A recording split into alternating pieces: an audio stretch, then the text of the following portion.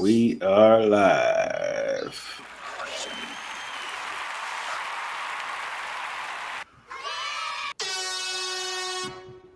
All right, sports update. Adrian, Reid, what's good? Was good. Another episode. So, yeah, college football kicked off last week. Week 0. Reid, your Florida State Seminoles upset by Georgia Tech 24-21, man. Take us through it, man. What happened to your Seminoles? Yeah, I mean, it kind of was what I figured was going to happen. I mean, I had hopes for DJU, but I knew he was going to end up being DJU. I mean, he's been to two schools for a reason. He hasn't lived up to the hype of the recruit that he was. So he looked shaky every time he went to go throw the ball. He looked bad under pressure. That first drive was really hopeful when they came out and Trifoli ran for the what was it, like 60 yards or 50 yards or whatever it was, and then they did the trick play for 2 points. I liked that. And then Georgia Tech just did the same thing. They ran the ball for like 70 yards or whatever it was. I ended up having to go to my in-laws' house, and they wanted to watch the Lions preseason game, so I was kind of watching on and off of my phone while I was tending to my civic duties of being a father as well. So I didn't get to watch the full game. It was mainly, a little bit of the first quarter, a little bit of the third, and then the fourth. And then when I saw that they allowed Georgia Tech to get within kind of field goal range, I didn't think that guy was going to make that kick because he missed one earlier from even shorter.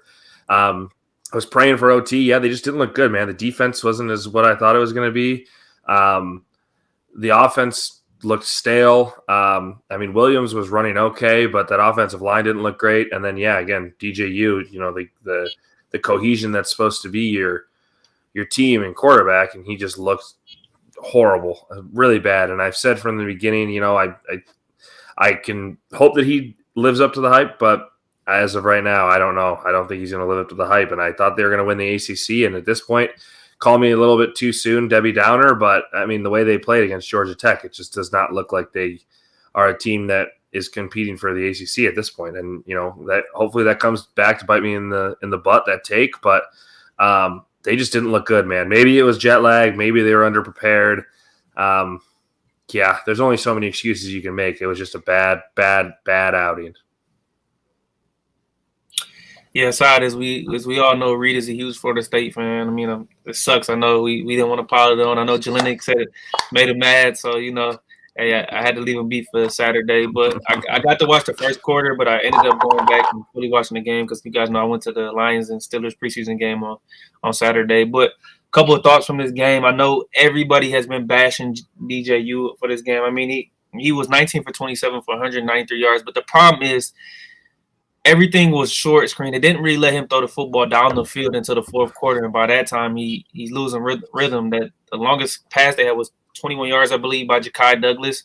So they got to figure out a way to attack the middle of the field at least, throw the ball down the field a little bit, even if he doesn't complete it. But you got to be aggressive. I just think a lot of things. I think is the game was played way too conservative. 31 carries for 98 yards. I know Philly had that opening touchdown.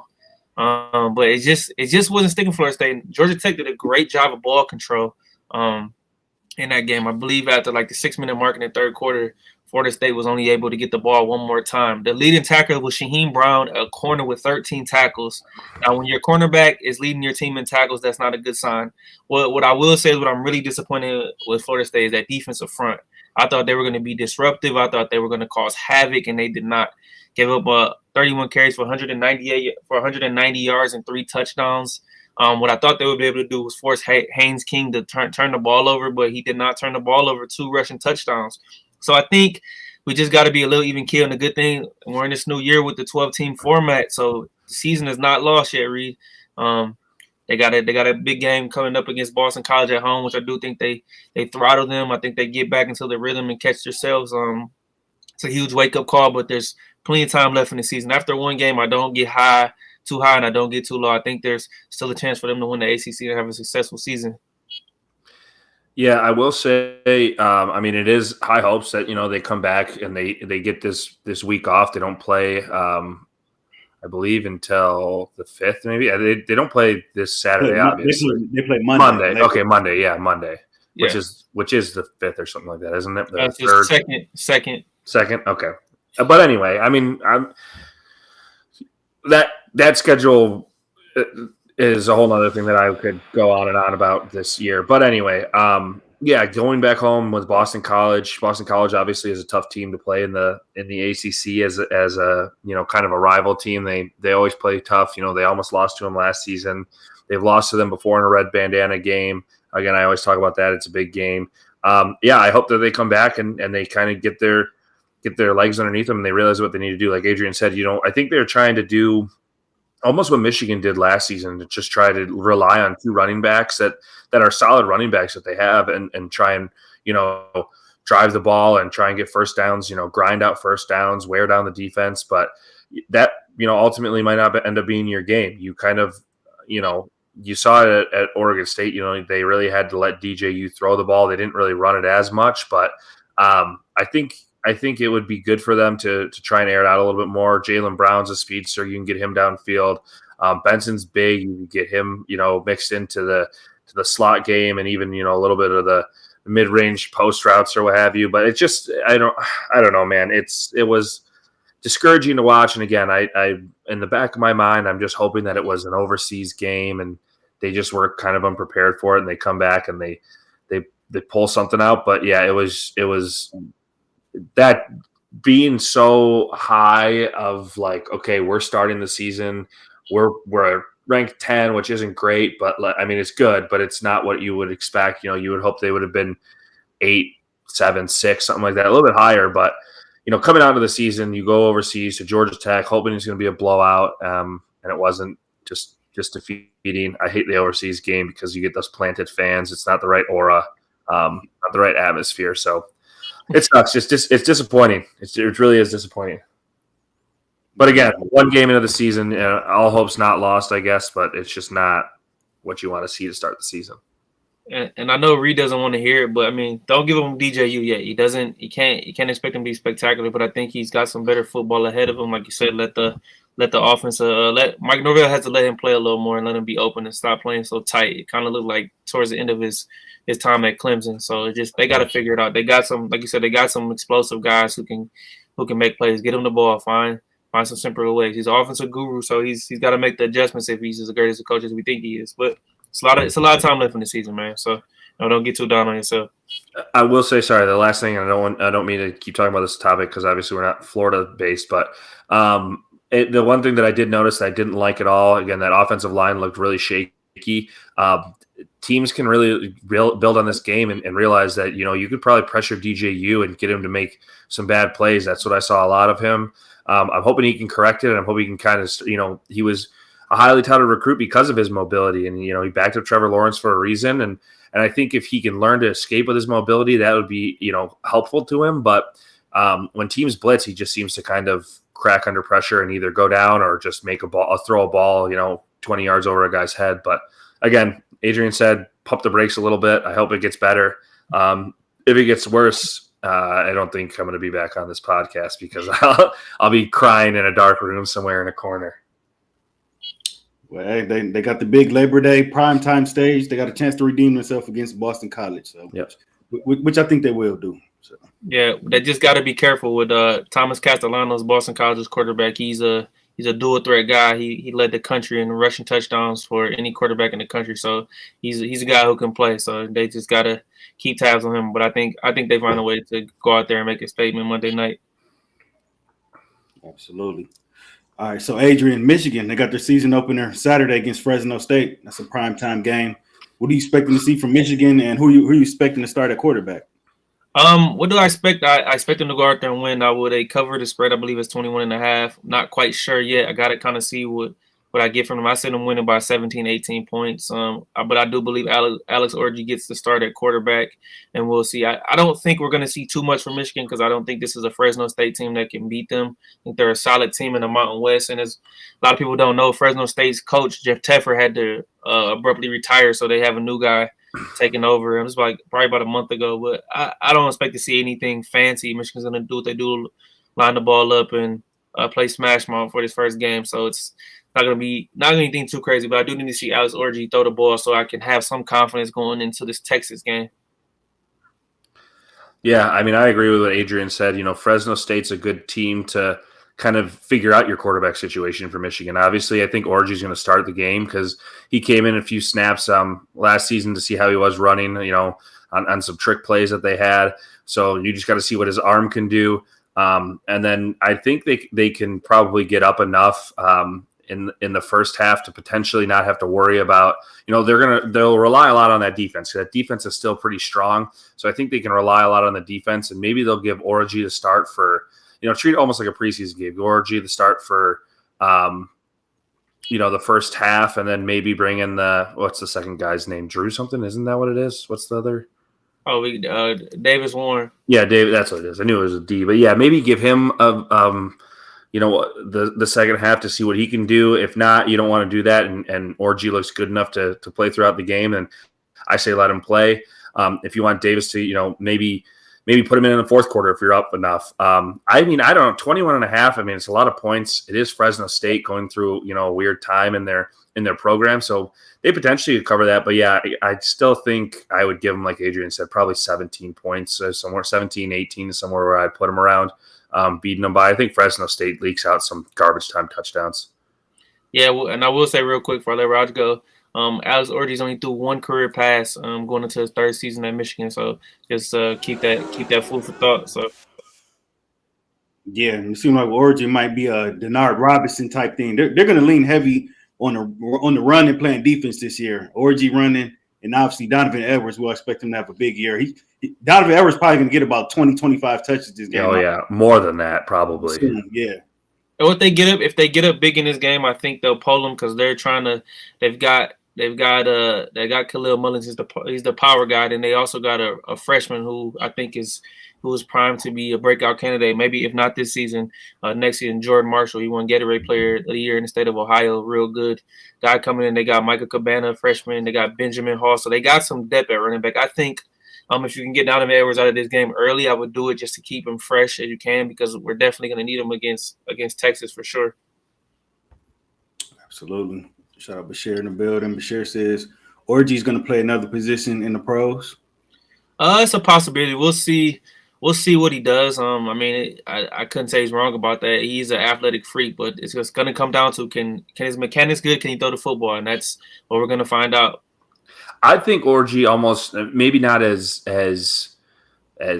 powerful of a thrower. I would say I haven't really seen his arm, but he could almost be like Michigan's version of why can't I think of his name now? Milroe. He could be like Jalen Milroe almost for Michigan. So, he's definitely to the archetype that people really want to see in the NFL. A lot of people want scrambling quarterbacks these days. If he can show you that he can throw the ball and be, 75%, 80% accurate, I think that would keep him in the QB conversation. I don't know if he would switch to another position. Maybe he pulls Lamar. I mean, those guys end up always becoming, wide receivers or some sort of running back or something if they do transition. But again, it's so tough to say right now until you've actually seen him play a full game. I mean, he only took a few snaps last season. So if you're not going to see him play a full game, you don't really know what he's going to be in the pros. Yeah, Orgy still got a long way to go. What is he? Was he a junior? He's a junior. Yeah. Junior. Okay. Yeah. So yeah, Michigan in primetime 7:30 Saturday night. We'll be watching. So Adrian, North Dakota State at Colorado. That game is Thursday. Colorado 9.5 point favorite. Who do you like? Who do you like in that game? And what do you expect to see from Colorado this season? I expect Colorado to come out hot. Everybody's talking about how they're going to take a dive. North Dakota State's going to pull this upset. It's going to be a very popular pick for them to be upset, trust me. But I think Shedeur Sanders comes out there and he has 302 touchdowns. Travis Hunter does his thing. Yards. Yards-wise, yeah. But Travis Hunter has a good game on both sides of the ball, and I think they handle North Dakota State pretty easily in the season opener. Deion is tired of talking about this. Saying they're not going to be good. I think Colorado's going to be much improved team, in my opinion. Yeah, I mean, I agree. I think that people are a little, sour taste in their mouth from last season. How they ended. They started off really hot and they teetered off. I mean, North Dakota State has always had those weird years when they had Carson Wentz obviously, and then you had your Trey Lance seasons and stuff like that. So I definitely think that they could come out guns blazing, and Travis Hunter can have a big game. Jimmy Horn could probably have a big game for them. It really all depends. I mean, it's not that big of like a deal at the moment because it's North Dakota State, but I'm really interested to see how that offensive line is going to hold up because that was a huge problem for them last season with Shedeur, having to escape the pocket and everything like that. He is a mobile quarterback. He's good at that, but I'm really interested to see how he's going to do when it comes down to, if he does get under pressure or he gets, trapped in a tight pocket and he can't escape throwing the ball or how soon, it might collapse. So North Dakota State obviously isn't the biggest team that's going to, impose that threat, but I'm interested to see that. I think North Dakota State ends up losing. I do think Colorado does come out and win 9.5. Yeah, I mean, I could see 9.5. I mean, I could see them coming out so hot that they just, score a few touchdowns, early, get up, and then allow a few, but still be up by, 12 or 14 points at the end of the game. So it's always possible, but again, stranger things have happened. Yeah, I like Colorado in those 9.5 points as well. And North Dakota State lost their head coach, so they have a new head coach. Their former head coach left to take a job at USC. Okay. David said Colorado will make a bowl for sure. I don't think that's 6 games. I don't think that's too much to ask. Six wins get you in the bowl game, so yeah, it's not. They better pull that off. All right. So let's get into some more picks for this week. All right, so Reid, you got Western Michigan at Wisconsin. Wisconsin 24-point favorite in here. Does Wisconsin cover that?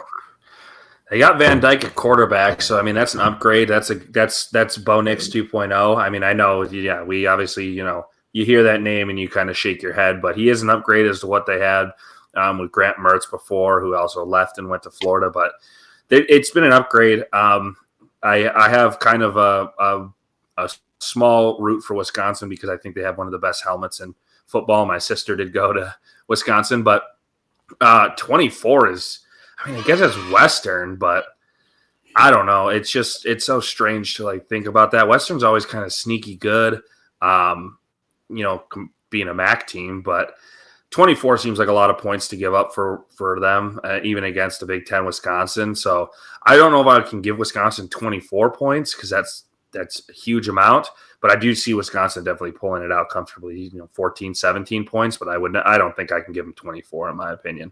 I'd like to see what Van Dyke does on his sixth team or whatever it was, his seventh year in the college football league. So it'll be interesting to see what they have. They always have good running backs. I say it's running back you, but a lot of other people say, it's not. But yeah, I think that they can do well. I think that they'll win. Yeah, I think they will win. Another guy, Tyler Van Dyke, transferred from Miami. The biggest problem with the adjustment, Wisconsin's going into their second year with Bielema, but they switched their entire offensive scheme from that power run game that we're used to seeing with the Monty Balls, the Melvin Gordons, the Ron Danes, and etc. Jonathan Taylors. Yeah, we could keep going on about the history. Offensive line, they've always put offensive linemen in the NFL, but now they are running the air raid offense, which is kind of weird. Watching the Wisconsin team, you could tell last year that they had to adjust. They had Chase Maluzzi last year and Braylon Allen. They get Maluzzi back. We'll see. They do win this game. I'm not a big Tyler Van Dyke guy. I don't think he's that good. If I'm being honest with you, if I'm looking at the Big Ten from top to bottom, I don't think it's a great quarterback league, to be honest with you. But I do think Wisconsin finds a way to win this game by 3 touchdowns. I think Western's able to cover that 24-point spread. So we'll see what we get from Wisconsin. I do believe their defense will be solid, but it's more of a wait and see game with me. But how explosive they can be on offense. Yeah. I think Wisconsin's going to get up on them early. They're at home. They're opener. It's going to be loud there. They're going to get up, but I think Western will be able to score some late touchdowns, get some garbage points to cover. So yeah, I like Western to cover that one. And Wisconsin guys, they play Alabama in 2 weeks. So they got South Dakota State, which is the best team in the FCS not right now, and then they got Alabama coming in, which is they're doing a home and home this year and next year. So they'll be fired up for that one. But they got to win these first 2 games first. I don't know if we're going to talk about them, but Alabama is going to be the biggest question mark and the most interesting team, personally, in my opinion, to watch this year since Saban's gone. He had such a run. So I'm very interested to see how, and they lost a lot of players to the transfer portal since Saban left, because I'm sure he recruited a lot of those kids. So I'm and new head coach, obviously. I'm very interested to see what's going on with Bama. Do you expect them to make the playoff? Yeah, I think. The playoff? Oh, man. That's tough. I think they get in. I think they get in just because they expanded it. I think they're gonna have a tough going. I still think it's Alabama. I still think it's a big program, and a lot of kids are still there that are good. So I definitely think they can get into the playoff, but I don't think they're going to be as high a seed as people think they are. Okay. All right. So Reid, Florida Atlantic at MSU Friday. MSU 14-point favorite. Does MSU cover? You know what? I actually think they do cover, and I'm actually a little bit higher on State. I know that first-year head coach, shaky offensive line, running back room's kind of up in the air. They don't really know what's going on, but I think they have solid wide receivers. I'm the most excited person I'm excited to watch in college football the next 2 to 3 years is Aiden Childs, because he was such a big recruit coming out. Followed Jonathan Smith from Oregon State. So I think that they ultimately can cover that. I mean, they're playing a team that's not really, well known for a football program. They've kind of been more of a basketball program as of late, kind of like a Kansas almost in the sense. I mean, not the pedigree in basketball, but they're more of a basketball school, it seems like. So I think they can cover that 14.5 for sure. I think that Aiden Childs is really going to come out and actually show people that he is the talent that everybody thought he was going to be. He's 18-year-old sophomore, which is crazy to me. So when he goes into the league, he's going to be 20. He's going to be a hot commodity. I mean, that's if he goes out as a senior, he'll be 20, obviously. But if he goes out as a junior, he'll be 19 years old. And in NFL, I think he'll probably wait a year depending on the quarterback competition. But yeah, I think that their wide receivers are good enough. I think Aiden Childs is good enough with his mobility to make plays, and he's able to. He's smart enough quarterback IQ to make big plays to his wide receiver. So, yeah, I think they cover. I actually think that they win by probably somewhere around 17 points. That's what I've been saying for the last couple of weeks. So he's the most exciting. Next to Alabama, seeing how they're going to progress as a school. Aiden Childs as a quarterback prospect is going to be my number 2 watch this season. Yeah, I definitely agree with Reid said. I think Michigan State comes out and they dominate this game against Florida Atlantic, coached by former Texas coach Tom Herman. But I think Aiden Childs is going to turn out to be a stud for Michigan State. Maybe if it's not this year, but I think he has a good year. Michigan State finds a way to get bowl eligible. I think they win possibly 6-7 games. Biggest question mark is that, like I said, we talked about running back. They got Nate Carter back, but the rest of the guys are unproven. That wide receiver core there's not a lot of guys that so he's going to have to turn some of these guys into some studs. That a guy I am saying to keep our watch out for is true freshman Nick Marsh. I think he has a chance to become a star in the future. And then they got the transfer Jake Velling from Oregon State. He came with Jonathan Smith, so I think he's going to be a go-to guy for Aiden Childs. The tight end? Tight end. Yep. Yeah. Defense has got some question marks. They got a corner in Dylan Tatum. Was a high star kid for them, but I think Michigan State, like Reid said, will be a lot better than people will give them credit for. Jonathan Smith is going to turn this team into what he did at Oregon State. It's going to take a little time, but I think just trust the process. And I think they'll be back before we know it. You also can't forget they have Antonio Gates' son, too, playing wide receiver. So that, maybe the pedigree will come out there and he'll play well. And then they also got that transfer Bridgman from U of M at linebacker. So, you got recruited to U of M, who's a big school. He was on a national championship team. Obviously, he didn't start at U of M for the linebacker, but he clearly has some sort of pedigree that he could show out and do something. So I'm actually a little bit higher on Michigan State than most people are. I mean, obviously, I don't think they're going to make the playoff. I don't think they're going to win a national championship. But yeah, again, Adrian said 6 to 7 games. I bump it up a little bit. I said 7 to 8. The real tough spot in their schedule is the middle. They play, I believe they play Ohio State, and then they play Oregon, and then they play Michigan and Iowa, I think, are the 4 games that they play in the middle of their schedule. So that's tough. But I think Aiden Childs is really going to, show people that he's the solid quarterback. He lives up to the hype, and I think they're actually going to sneak one out from Iowa there. I think Iowa is going to be all defense. Their offense isn't going to be anything. So I think they'll sneak one out from Iowa, and I think they win. Yeah, my ceiling is 8 games. My floor is 6 games. So I do think they make a bowl game this year. Yeah, that big game, the big swing game for them is going to be when they travel to Boston College. That's a game I believe they must win for them to be in that 6-7 win range because their schedule's tough. You got Boston College, and after that you host Ohio State, and then you travel to Oregon, and then you host Iowa. So that 3-game stretch is brutal. Oh, and Michigan right after Iowa. So that 4-game stretch is not nothing to be played with for them. So they've got to move the needle. They got to start off 3-0.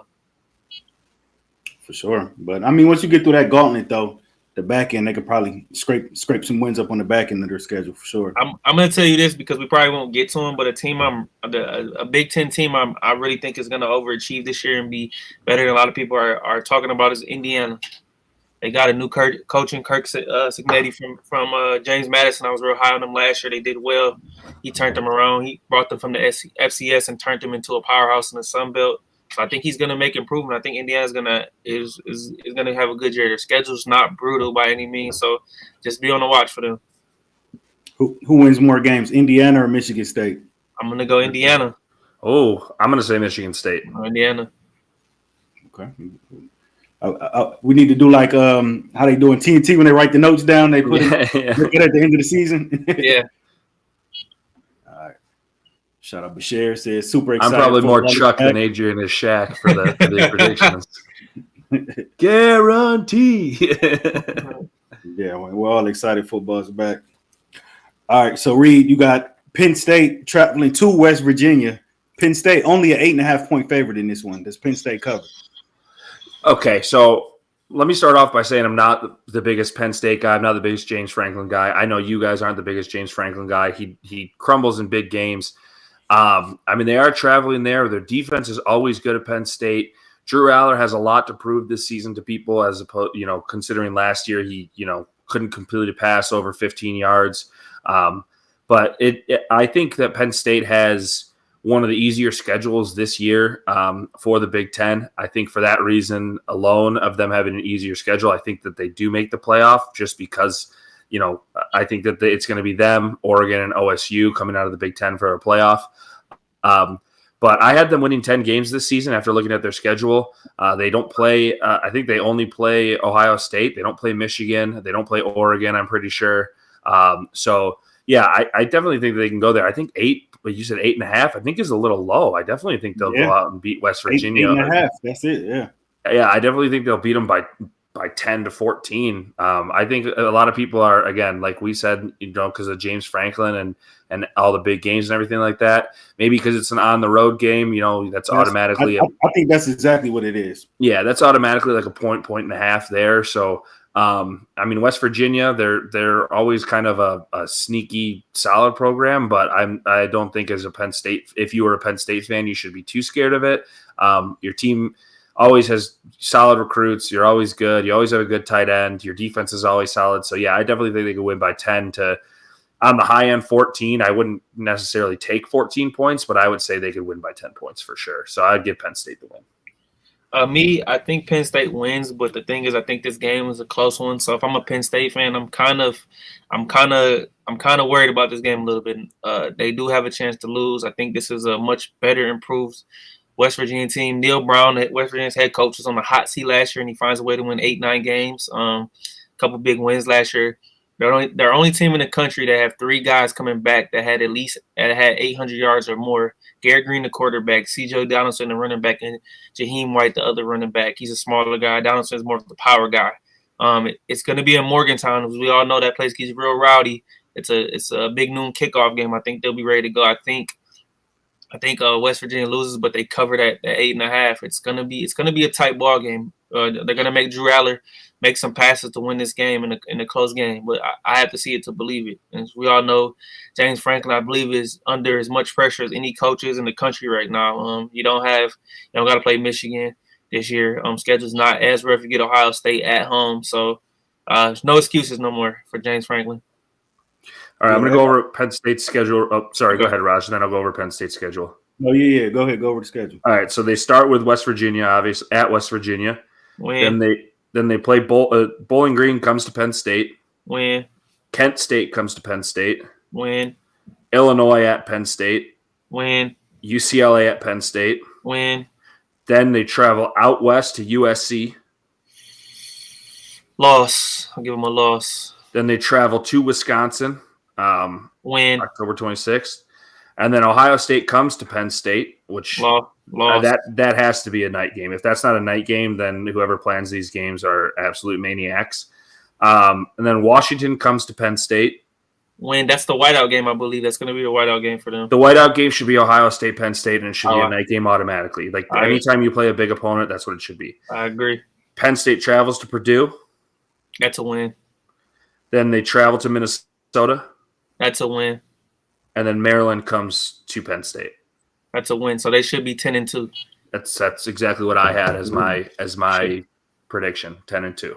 And I think 10-2 is obviously going to get you into the college football playoff. And I think that it's going to be enough to have, depending on the teams. And again, I said Ohio State, Penn State, and Oregon. I just think they're going to have better records than Michigan. So I don't think Michigan's going to get in just off of that, because I think Michigan will win 8 to 9 games. But that's not me being a hater at all, guys. Oh, no. Listen, that's not. I'm just telling you, I think that that's such an easy schedule for Penn State. I think Ohio State's on a mission, and I think Oregon is just Oregon. They're going to be so good. So I just think those 3 teams are going to make it out of the Big Ten, and I think Michigan's just barely going to lose out to those 3 teams. I've said it, and I'm going to say it again because I didn't say it on this pod. I said it on my YouTube channel, so everybody go watch that video, subscribe to the channel. But I did say I believe the only way Michigan gets in the college football playoff this year is if they win 10 games. I think they have to win 10 games, and they have to beat one of those 3, Texas, Oregon, Ohio State, and they can get in. So if they beat one of them, I believe they get in. So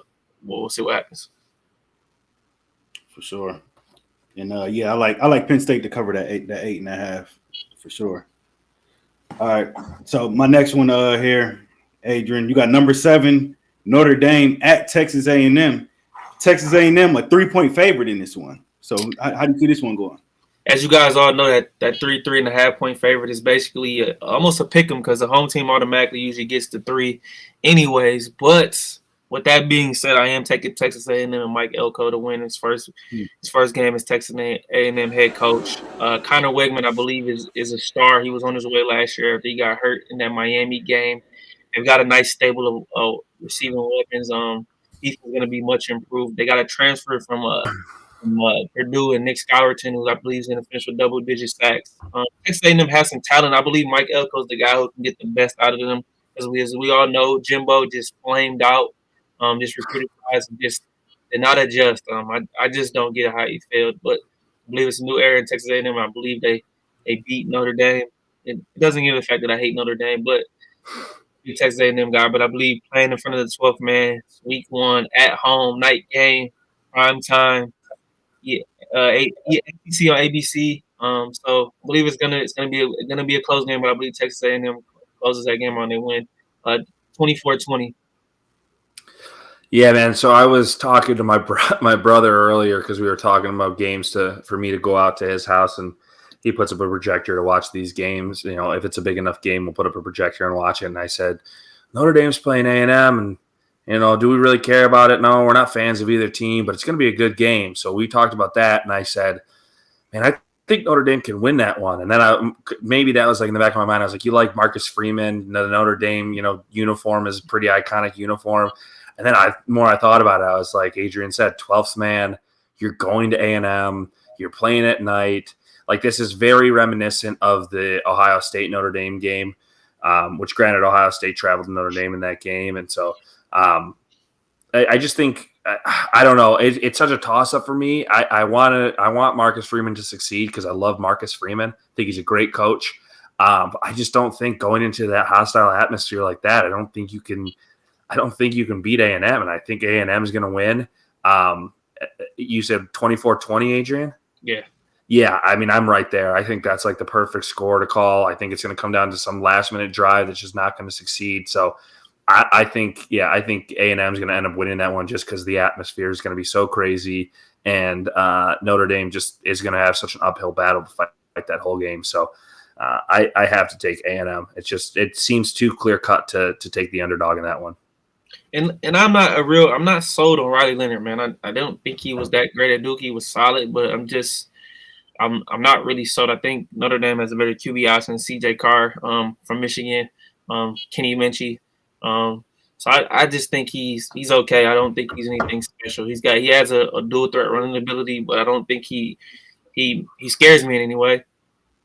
Breaking news, hang on. Tigers first pitch 9:25. They're going to play the game tonight. What? Oh, wow. Yep. That game gonna go to about midnight. Yeah, for real. Maybe 1 o'clock, somewhere around there. Past my bedtime. I will be at the game tomorrow. So nice. Okay. Scuba's got to be pitching that one, right? I can. He's got to be. It's been 5 games since he last pitched. I'm pretty sure. Yeah, I think he pitched against Chicago. What, like Friday? I think. Yeah, something like that. Let me double check that. Yeah, I don't know if they announced it yet. Yeah, they haven't announced it yet. Okay, I would assume it's Scooble, but if not, I don't know. I don't even know who it would be at this point. Some bullpen day, but they've had like 6 bullpen days, so it's got to be Scooble. Literally, you only got a couple starters. Montero, Scooble, and yeah, that's pretty much it. I mean, you don't really got a whole lot of starters right now. I mean, the guy they just called up, what's his name that just pitched yesterday? Madden. Ty Madden. Madden. Yeah. I expect Madden to go the rest of the season. He's definitely going to be in the rotation. Yeah, for sure. I mean, he played well yesterday for his first pitching. Yeah. He probably take Maeda's spot in the rotation moving forward.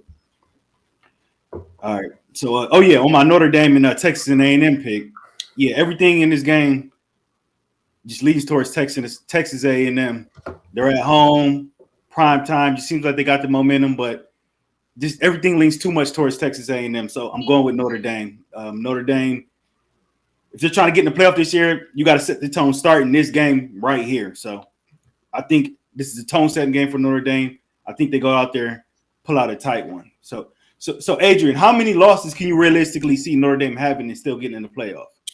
Well, we'll read the schedule over and I can tell you what I think they need to do, because I honestly don't think they have 3. I believe last time I looked, it was 3 games away from home field. So let me double check. I don't think their schedule is incredibly tough. So let's read it, guys, and tell me what you think. So travel to Texas A&M, host Northern Illinois, travel to Purdue, host Miami. Yeah, they travel to Purdue. Week after that, they host Miami of Ohio out of the MAC, and we know the MAC has been a really good conference over the years, but they just been depleted by the transfer portal and NIL, so it's bad. Then they host, which this will be, I think, actually might be a better game than people think. They host Louisville. Then they get a week off, and then they host Stanford, who's a Troy Taylor's in the second year as head coach. Then they travel to, this might be a better game than we think. They travel to Georgia Tech. Then travel to Navy. Then they host Reid's Florida State boys. Then they host Virginia, host Army, and then travel to USC. Man, so let me say that. Let me start by saying this. Put these dudes in some sort of conference. Like, they're all over the place. This is nuts that they're playing all these different teams. Yeah. You got Stanford, you got Georgia Tech, you got Purdue, you got everybody. Like, you're playing Big Ten, you're playing, I can't not really Pac-12 because Stanford's not Pac-12 anymore, right? They're wherever they're at now. ACC. But you got ACC, they're all over the place. So I don't know. Just put them in some sort of conference at this point. It's kind of like. It's like hipster at this point for them. But, I don't know. That schedule is, like, relatively easy. I mean, they have a lot of easy games in there. So I think part of that is, like, the schedule makers trying to push the Notre Dame narrative of, it's such a big brand. And again, it's going to sound like me being a Michigan hater, but Michigan's such a big brand, and they gave them an easy schedule last year for the most part. And that's not taking anything away from them. I'm just saying they had an easier schedule. It's like people like their fan base is so big, and they're going to tune into all these games. So I feel like almost they gave them an easier schedule, and it's easier for them to do that because they're not in a certain conference. So, other than maybe like A&M, who else are they losing to? I don't Florida State. I mean, the way Florida State looked against Georgia Tech, I don't know. I mean, I gotta pump the brakes on it because I gotta see how they look against. The Georgia Tech game could Georgia be a Tech tough team. That Yeah, could be a that tough. could That be a could be a big one. tough game down in Atlanta. Like I said, don't sleep on Louisville. Let's see how good they look. They got an edge rusher in Ashton Gelati, who's pretty good. But Georgia Tech could come out and be like Cincinnati of a few years back. Desmond Ritter's Cincinnati team a few years back. Like they got could come cut, out. by the way. Yeah, I know. I saw that. Damn. Yeah, but they could come out and like be not. I'm not saying they're going to be that high of a seed, but they could be like a playoff team shockingly with how good they played that in that game. They could be underestimated. So I don't know. I just think that Notre Dame has such an easy schedule that they're definitely going to get in the playoff. I don't see a way that they don't get in the playoff, honestly, just because the talent, name. What if they have 2 losses? You still will put them in? Yeah, they still get in. I think they can't lose more than 2 games. They go 9-3, they're not getting in. They have to. They can't lose more than 2 games. So I mean, they lose this Texas A&M game. It's going to be, I think, more pressure on them because that schedule, like I said, is winnable. And then when they play USC, I think that game's always competitive. So I mean, that game could always go either way. But, Catholics versus convicts. Yeah, so it could go either way. And the Florida State, we'll see how they look towards it. First week of November, but they got to go 10-2, I believe, to get in. But like you said, the narrative gets pushed for them just like it does for Michigan. I would agree. They got the NBC contract, so most of their games are on NBC or Peacock. So you get to watch them play all the time. So I think that's part of the allure for them. They got a huge deal for them. So why are they going to join a conference when they're not really forced to do that? It's crazy, but that's the way it's working right now. So. No, I agree with you. I just think it's nuts, man. It's just the way. I mean, and I think the thing that benefits them is the way that college football is going nowadays too, with how many games they're playing. Like, I'm not going to get on a tangent on it. I can maybe do it after the podcast, but the way that they're doing it, there's games Thursday, there's games Friday, there's games Saturday, there's games Monday. Like there's games every day of the week. And now it's because all these TV markets and all these streaming services want games. And Notre Dame being independent, they're not locked down to one specific region, whether it's ACC, Big Ten, SEC, anything like that. So it's like they control their destiny at this point. So I think it's a little annoying. I know there's other people out there in the college football world that love it, but I just think it's a little annoying in my opinion. I just think it's too much. Yeah, for sure. All right, my last game here. Reid, you got number 14 Clemson at number 1 Georgia. Georgia 14-point favorites in this one. Does Georgia cover? Clemson at Georgia? It's in the Mercedes-Benz Dome, I believe. So so Clemson at Georgia because that's in Atlanta. So it's basically a home game. Yeah, Clemson's going to get blown out. I don't see any scenario where Clemson wins this game, in my opinion. I think Clemson is kind of over the hump at this point. I think Dabo has been too stuck in his old ways of where he just, doesn't want to hit the transfer portal, wants to try and recruit everybody. That's why Saban left. Not really said that he left, but it's definitely one of the reasons why he left. So yeah, 14 points, he said, is insanity to me. I think that 14 and a half probably, right? I got it at 14. Oh, it's at 4. Okay, at 14, even better. Like that's crazy to me that Georgia's only 14-point favorites. That's crazy to me. Clemson does not cover that. I think Georgia wins by 21 to 27 points. I think Georgia blows them out, dude. Seriously, they're in Mercedes-Benz. Like it's gonna be. I think it's gonna be a blowout. I don't think Clemson's any good. I think they're living off of their hype from 5, 6, 7 years ago. So it's dumb to me. Yeah, I would take Georgia and those points any day of the week, or Georgia and that over any day of the week. Maybe the spread changes a little later in the week. Yeah, usually Thursday, Friday it fluctuates. But yeah, I definitely agree. Reid. Enough said. I'm tired of the Dabo thing. Did you guys see where he's not taking fan calls on the radio show no more because of Tyler from Spartanburg? But that's a different day for another story. He's just sensitive coaching, but he doesn't want to dive in the portal like we talked about. He does not want to adjust to the modern day college football. He does a phenomenal job of recruiting, but let's just be honest. Kirby Smart and Georgia should have been in the CFB last year. They didn't get in because of bad coaching he had against Alabama and on that particular day.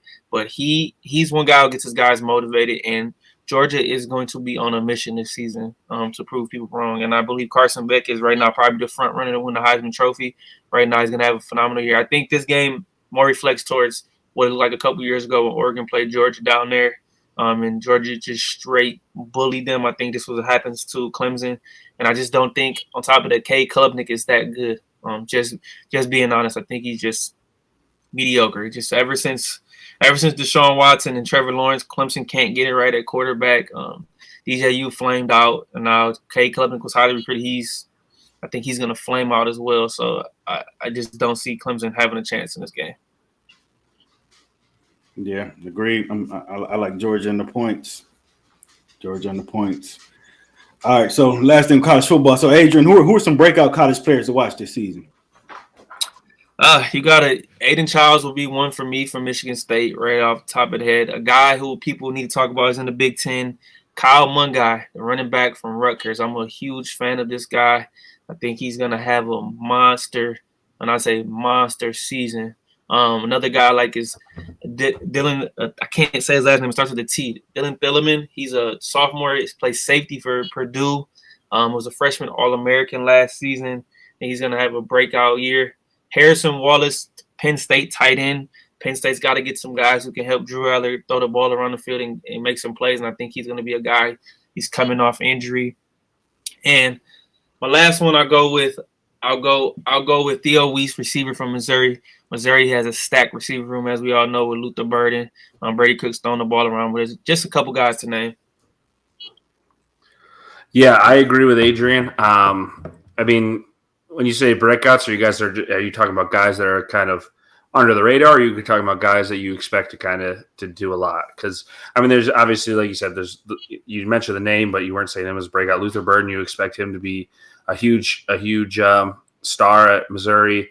A guy that I personally like, and maybe it's just because he's on my team, is Marvin Jones Jr. I've talked about him before. I hope that he kind of takes a step there at Florida State as opposite of Patrick Payton, who had a phenomenal year against Jared Verse, or opposite of Jared Verse, but that's probably because Jared Verse was such a phenomenal player. Patrick Payton now needs to be that Jared Verse to Marvin Jones's, opposite. So he's another guy that I would like to see. Aiden Childs, I've talked, miles and miles of words about him. That kid who's supposed to be a high draft pick from Tennessee, who I can't remember his name, edge rusher. Oh, James Pierce Jr. Yeah, James Pierce Jr. I think is going to be great. Who else? I think. I mean, it's kind of obvious, but I think Dylan Gabriel. He's supposed to have a breakout year, but I think Dylan Gabriel is going to be, a star out in Oregon. Yeah, I mean that's a few to name. I can't really think of anybody else off the top of my head that is supposed to be a breakout. I'm really interested to see, and it's not really breakouts, but I'm really interested to see what happens in Iowa with the quarterback situation too. Yeah, right. I mean, obviously Cade's there, but the backup they have, I looked his name up the other day. I can't remember, but he might end up taking the job from Cade McNamara. So, yeah, it'll be interesting to see all these guys. There's always a college star that comes out, midway through the year. That's just this guy. You're like, where did he come from? Who is he? So Ollie Gordon last year. Yeah, exactly. So you're never going to know who actually really breaks out throughout the season unless you pay attention to it and you really look at some of the games that these guys play. So yeah, I wouldn't sleep on Miami's quarterback. That's Cam Ward, right? Yeah, Cam Ward. Yeah, I think Cam Ward's gonna have a nice season because I think overall quarterback play in the ACC is somewhat down. So I think he could ascend and be one of the better guys in the, if not the best guy by the end of the season. So I expect big things from Cam Ward this season. Oh, I remember one. I wrote him down. Jeremiah Smith from Ohio State. He's the wide receiver one. Well, technically two, because I guess you still have Ibuka. Yeah, Ibuka there. But I still think he's a big body wide receiver. He's kind of taking over that Marvin Jones Jr. Role. So he was another one that I had written down that I forgot to mention. But yeah, you just never know, man. There's so many guys that could just break out of nowhere. Absolutely. All right. So yeah, I want to switch it over to the NFL. So the Lions, they're making their roster cuts. They cut Nate Sudfeld. Hendon Hooker's going to be second guy. Cut Donovan Peoples-Jones. So Reid, how you feel about these moves the Lions have made? Yeah, I think the guys that they trimmed was just, and talk about a sports figure speech they always say is they trim the fat. They're just kind of trimming the fat on all these guys. I mean, Nate Sudfeld played those 2 games. in the preseason. Obviously, he looked like a backup quarterback. He didn't look great, but he looked serviceable. I think the one thing about it, and Adrian was at this game, Hendon Hooker came out to that game and he threw for 119 yards, rushed for 94 on and I think 9 rushing attempts or 10 rushing attempts, something like that. 10, I believe it was. And a thing that I also mentioned too when we were watching the game, I said, it's not really fair to judge Hendon Hooker off this game because he's playing against, for the most part, Steelers starting offensive line and Steelers cornerbacks and everything like that. But he's got, a paper bag offensive line like Manu, who is a guy who they took a flyer on in the 4th round, was starting. You had all these guys that were on the offensive line, starting for him. And Hendon Hooker, he was playing with, Fountain at wide receiver who got cut. And he was playing with a running back like Jake Funk, who should have had 2 touchdowns, but he scored 1 touchdown. And he really played well with basically a 3rd string offensive team. So I'm happy that he got the backup role. Other than that, Isaiah Williams, a guy from Illinois, he made the team. He looked great all preseason. I was happy about that. Khalif Raymond's obviously back. That wasn't any surprise. They needed a big X wide receiver. They were talking about signing Isaiah Hodges, who got cut by the Giants. They had a lot of film study on him and also joint practices. They didn't sign him. They signed Tim Patrick, the 30-year-old out of Denver, he hasn't played since 2021, but the 2 years before that, 2021, 2020, 700 yards, 5 touchdowns each season. Hopefully he fills that Josh Reynolds role. But yeah, I mean, I think all the cuts were kind of expected. They kept a lot of guys that you wanted them to on whether it was the offensive line or defensive line. I'm really excited to see Christian Mahogany when he gets back to full health because he was playing at BC. He was I think he was a great 6th-round addition in the draft. So yeah, I think every guy that they cut and kept, I think was perfect moves that they could do. They kept, some space open in certain positions. Craig Reynolds, I guess he got kept because he's a solid blocker, but I still don't understand why he's really on the team. Keep 4 running backs is a little strange to me. You have Vaki, obviously, because you drafted him, but nothing out of the ordinary that really, took me by surprise, to be honest. Yeah, I would agree. They kept Pascal, they kept James Houston, so you need some production out of these guys this season, I think, in order for them to have a value roster spot. So we got to stay. They both got to stay healthy. So they're gonna have to help Aiden Hutchinson this year. But like Reid said, not really surprised. I am a little surprised Tim Patrick is going to sign with the Lions practice squad. He wants to come for a winner. Obviously, I'm pretty sure he's happy to get up out of Denver. Got to stay healthy. I think he's at some point in this season going to make some type of impact for the Lions. I was hoping maybe the Steelers would be able to try to find a way to get him because Lord knows we need some receiver help right now. So, but overall, not surprised what they did. This is a good roster like we talked about already. Just adding some depth and some young guys to positions that they need, especially that offensive line. Got to make sure these guys stay healthy throughout the regular season and push for a Super Bowl. Yeah, for sure. So Reid, ESPN had their top 100 list out of the NFL players. They had Aiden Hutchinson at number 19, Penei Sewell at number 24, St. Brown at number 25. So you had a problem with that order? I mean, yeah, I do have a problem with the order, not the list, obviously. I think Hutch should be on there. I don't think he should be that high. I mean, the best player on the team, it's obviously not the sexy pick, but the best player on the team is Penei Sewell. I always say to people when they talk about it, he's the best right tackle in the league. He's a top 2 right tackle in the league, and he's not 2. I know that's a pretty popular phrase, but that's my opinion. I think Penei Sewell, he's 22. He's the best right tackle in the league. Hutch obviously is, top 7 edge rushers, top 10 edge rushers in the league. I mean, you can definitely put him in there. I think he'd be a lot better if he had someone opposite of him, but I think he probably should have been just below St. Brown if you really want to put him that high. But I think he ultimately probably could have been a little bit below. I think Gibbs probably could have been in front of him because I think Gibbs had a fantastic season as well, position wise. But yeah, I don't think Hutch should have been higher than Sewell or St. Brown. Those are the two, other than, you obviously Goff isn't the best, but he's obviously a key point in your offense because he is the quarterback. But I definitely think those two guys are your focal points of your offense for the next, Sewell definitely for the next 10 years, St. Brown for the next 3 to 4 years, you hope. So yeah, I mean, it was a little high, sure. He's more of a sexy, position for football nowadays when you have your Micah Parsons, your TJ Watts, your Myles Garrett's, all those edge rushers that come out there. So I think people just like the position more. That's why he was higher, but I definitely think Sewell should have been higher, and I think St. Brown should have been higher than him as well. Yeah, I agree. Sewell is definitely the most consistent, best player on the Lions. Like you said, it's not a sexy position because of the offensive line, but if the Lions didn't have him, it would not be as good as they are right now. So I totally agree with that one.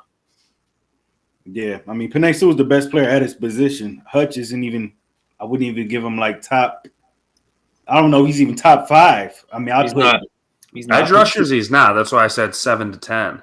Yeah, it's more so than that right now. Garrett, Watt, Parsons. I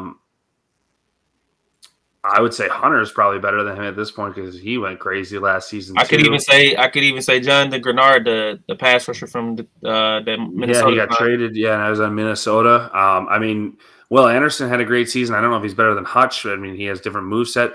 But if you go over edge rushers, I don't think Hutch is top 5 at all. I mean, there's definitely guys that are better than Hutch. That's why I said 7. I think he could fit in 7 probably. If you really want to stretch it, I would say 10, but I would say 7. He's not top 5. For sure. Shout out Jaleel. Appreciate you. $10 donation right there. Appreciate that, Jaleel. What up, Jaleel? Thank you. Jaleel, what up? Appreciate that. Eagles fan. Yes, sir. All right, so Adrian, Malik Willis, he's joining the NFC North. He's going to be backing up Jordan Love. How'd you like that Malik Willis move? Nothing. Garbage.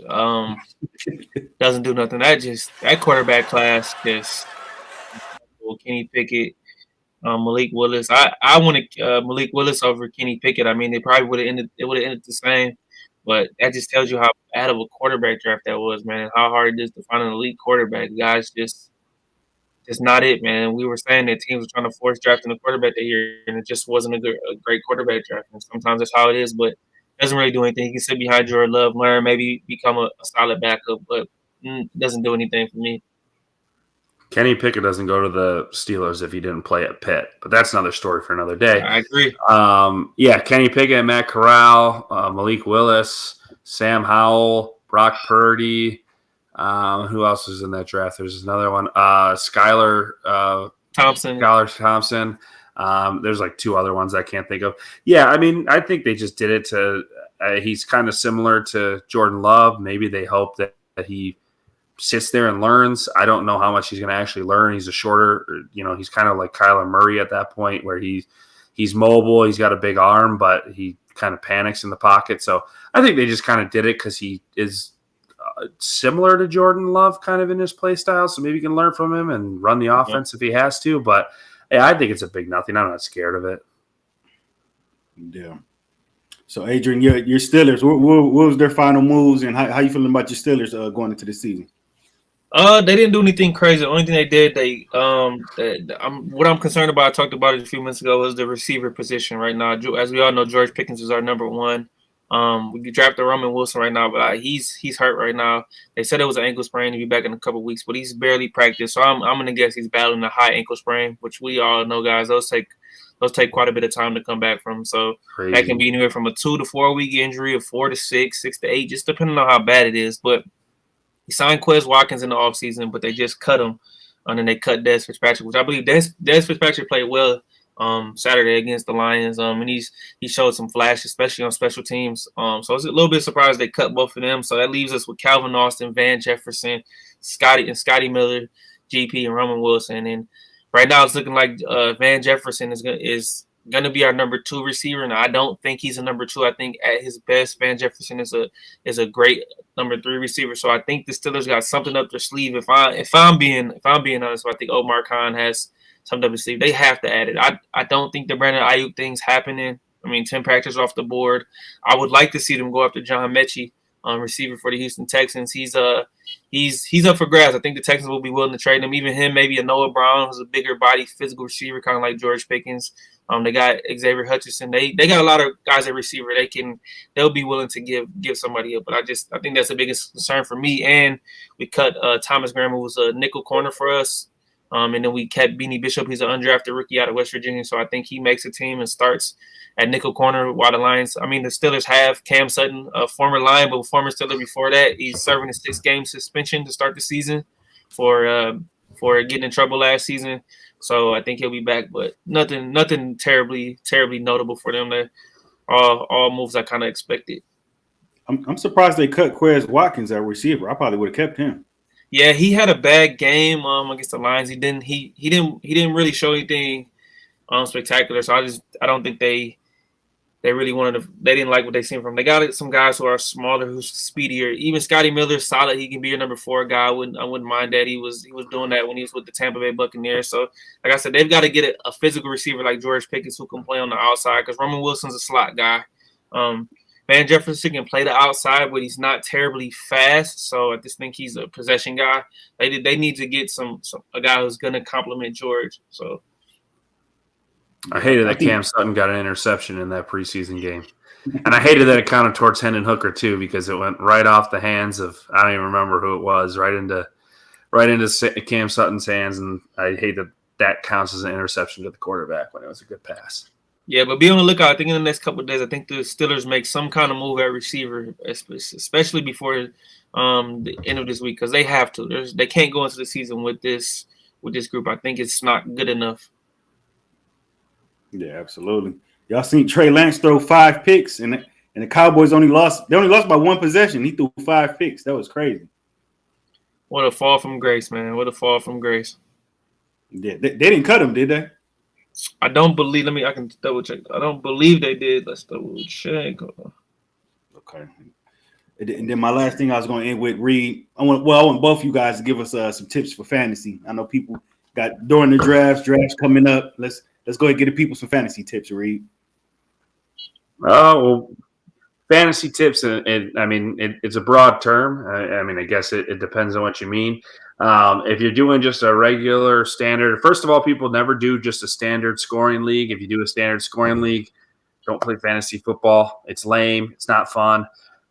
Do half PPR if you're getting into it. That's perfectly fine. Full PPR is good. I play half PPR in some of my leagues. I play full in some of my leagues. For me, if you're doing it right now, I would really say, if you have an earlier pick, go wide receiver, whether it's Tyreek Hill, CeeDee Lamb. I know Justin Jefferson's in a weird spot with quarterback, but I'd still take him high in the draft. And then I would say, the first 4 rounds, try and get, some of the starting running backs for other teams, because running backs go real quickly and they die off real fast. So you don't see running backs until round 5, 6, no, not even 5, round 6, 7, or 8, somewhere around there. So my tip for anybody who's playing, I would definitely go running back in your at least 2 of your first 3 picks, in my opinion, depending on what pick you have. But yeah, I just, it's so weird because it's so wide receiver heavy these days. I mean, you have guys, Keon Coleman's a late round guy that you can get. You can get Malik Neighbors a little bit later as a rookie. You just, for people who are first starting out or people who want a little tip, pick guys that are going to get the ball a lot, especially if you're playing half PPR or full PPR. Get a wide receiver is going to probably get somewhere around 7 to 8 catches a game. I mean, that's automatically anywhere from 5 to 10 points any way you look at it. So guys that are high volume touchdown, red zone threats, those guys are always good. Big wide receivers. AJ Brown's a good guy to go after. But yeah, it all depends on your format that you pick and choose from. And my biggest thing for people, don't worry about defenses and kickers, because you're generally going to stream them 99% of the time. Because you're going to find a defense that's always going to have a favorable matchup. You're always going to find a kicker that's going to fall off or pick up. So just wait until your last 2 picks to pick them, whether it's round 15 and 16. Just pick them in your last 2 rounds. Do not pick them right away. Do not stress when everybody else is picking defense and kickers. Just don't worry about it. Wait until your last round. It's definitely the best way to go, because then you can pick up value of other guys earlier in your draft. So that's my few opinions. What I will say is I'm kind of right there with Reid. My biggest thing, my strategy I like to do is I always try to go I try to go back-to-back running backs because, as we all know, that position is a lot thinner than it used to be, and those guys get recycled out. So if you can get a really good elite running back within your first pick, and then there's a really, really good one, take them. If not, go running back, receiver, running back, or vice versa. But you got to at least get one elite running back. And then if there's a quarterback like those elite top of the tier guys like a Josh Allen, a Jalen Hurts, a Lamar Jackson, a Patrick Mahomes, I say if they're still there within the start of that fifth round, you got to grab them no later than the sixth round because that's where they're going right now, fifth or sixth round, and you got to get them high. And like Reid said, the defenses, kickers, don't worry about it unless it's Justin Tucker, you take them. But everybody else, you can kind of wait on. So I just think you just got to be smart. And we obviously can't control injuries and stuff like that, but go for you. Like don't second guess yourself. Yeah, pick the players that you feel strongly on. I would recommend. I think if you think a player is going to be good in the team or the environment that they're in, definitely pick them. I'm with Adrian on the running back, wide receiver, or vice versa. I think that with quarterbacks, you kind of got to play it out with your league. If you're playing in a newer league, you're probably not going to find people picking quarterbacks very often. Or if they start making a run on a quarterback, you might have to sacrifice a guy that you really like and pick one of those quarterbacks. Always go for a dual threat quarterback, a guy that can run and catch the ball. You don't want a guy. Joe Burrow, for instance, isn't really a guy who's going to run in your touchdown. So if you can get a Jalen Hurts over a Joe Burrow, which you generally can. Justin Herbert's a guy I love, but he's generally passing heavy. He doesn't have a good wide receiver room. He's not going to run in a lot of touchdowns unless it's the 1 yard line and he QB sneaks. So wait on those guys if you can. If you're really not set on taking one of those early quarterbacks, your Josh Allens, your Lamars, your Patrick Mahomes, your Hurts, those rushing guys, wait for Kyler Murray's going later. He's a running quarterback that could score you rushing touchdowns. Again, I say Justin Herbert because I think Justin Herbert can be a guy that can still score you, good amount of points, and he's going way later. He's going in round 10, 11, 12 in certain drafts. So, it really depends, again, like I said, always on the draft, but always make sure that you kind of feel the flow of the draft. If you think quarterbacks are going early fast, then take a quarterback with your next pick, and you're going to have to sacrifice that wide receiver or that running back that you see on the board. And real quick tip too, go after a rookie that you're really a big fan of who you think is going to be a star. So finding whether that's a running back, a receiver, a quarterback. Like for example, I took Jaden Daniels, quarterback for Washington Commanders. He's going to be starting. I grabbed Keon Coleman and Malik Neighbors. Let's see, Neighbors is the only guy, really the only true threat with that passing game. I know Dan Jones isn't great, but Malik Neighbors is going to get his numbers. Keon Coleman's, it's going to take a minute to find his way because they got two tight ends. But find a rookie you really like, a running back or receiver or tight end, and you stash them if you need to. That's the thing for me. The last thing I'll say is there's Marvin Harrison Jr., Malik Neighbors, and Keon Coleman are my three wide receiver rookies. I'll give you my opinion on Dunze here in a second, but the three guys that I just named are the only reason that I'm picking those three guys Keon Coleman a little bit later, but those three guys as rookie wide receivers, they have nobody else around them to catch the ball for the most part. Trey McBride is in Arizona. Obviously, he's going to take a few receptions, but Marvin Harrison Jr. is going to get a majority of the receptions. There's nobody other than Theo Johnson and maybe Daniel Bellinger that are in New York, who are the two tight ends, and possibly like Jalen Hyatt or the Wan'Dale Robinson, but they're going to be mostly kind of deep threat guys or guys that are going to be doing end arounds. Keon Coleman, other than Khalil Shakir in Buffalo and Dalton Kincaid, I don't really worry about Dawson Knox personally, but Khalil Shakir and Dalton Kincaid, they're going to get a few of them, so I expect him to get a lot of catches there. So I think those three guys, if you're looking to draft rookie wide receivers, those three guys you can go after. For value, I would say Keon Coleman's the best for your value for all the amount of receptions that he's going to get. Odunze, I do like. The only problem with Odunze is you have DJ Moore, you have Keenan Allen while he's healthy, you have Cole Kmet, you have Rome Odunze. So you have and DeAndre Swift catches passes. So you have kind of a loaded offense with Chicago. Not Patrick Mahomes. Gross that I just thought a Freudian slip Patrick Mahomes for Caleb Williams. Caleb Williams can run the ball too, so you got to put that into the equation. But yeah, I would say Rome Odunze is probably the fourth on that list for rookies, just because of the volume. Absolutely. All right. Yeah. A lot of good fantasy sauce right there. All right. Well, yeah, there it is. Well, yeah. Anything else you guys want to add before we get up out of here? Hey, it's crazy. Week 1 college football is here. It's gonna be a great week. Thursday, Friday, Saturday, Sunday, and then we get the NFL next week. So it's gonna be a great week. Don't worry, I'll be sending those parlays in the group chat. So we're ready to rock and roll. Absolutely. I gotta check on mine. I got moving tonight. There I we need go. to see if Asia Wilson got my 8 rebounds because she only had 3 at the half. Oh, she definitely got those.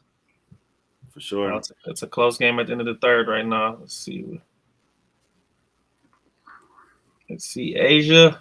Oh, she only has 4. I need 4 rebounds from her in the fourth. That's what kills me with this WNBA games, man. You'll be like, oh, she's got 4. I need 6. And then it's like, it's the half. She'll get those. And then you look at the end of the game, she's got 4. It's like, come on, man. Like, come on. What are we doing here? Yeah. Hopefully that game goes long. Yeah, that's the only game on the WNBA slate tonight. So, well, all right. Well, yeah. Well, good show, fellas. We next week we'll be wrapping up everything this whole week blitz we got of college football, and sports update. Make sure y'all subscribe to the channel, like the video for me, and I'll see you guys next week. Peace. Peace.